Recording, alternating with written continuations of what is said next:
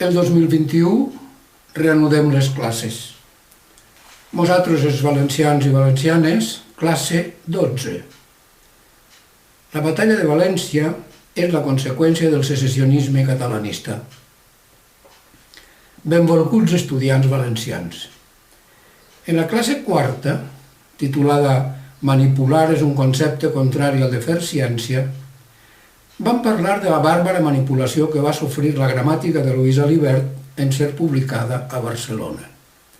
Aquell acte secessionista és la causa del conflicte entre valencians per qüestions de llengua.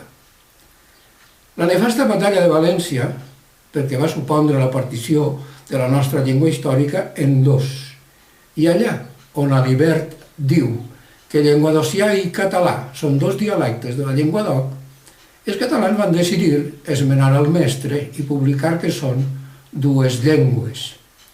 Manipulació burda que ningú ha revisat mai.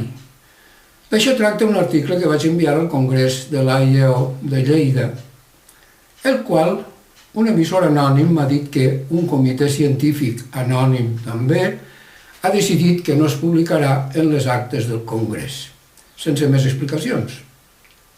Tot molt democràtic i molt científic. Tenen por. Als filòlegs catalans els deu fer por el que dic, perquè no és la primera volta que m'ho fan. El 1988 em van prohibir una publicació de tema semblant. No volen que la comunitat científica internacional s'assabente. Ells sabran per què.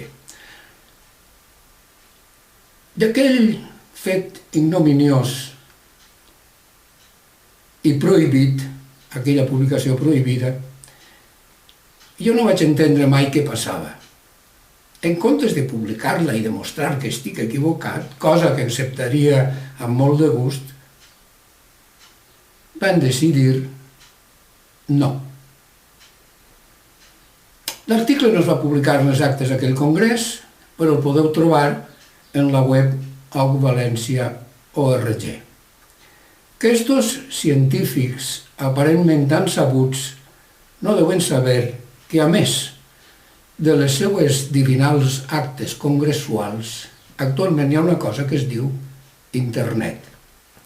El que han de fer els filòlegs i polítics catalans actuals és demanar perdó per haver mentit i manipulat i haver sumit els valencians en un embolic lingüístic de dimensions descomunals. I en la classe vinent més. Au, cacau.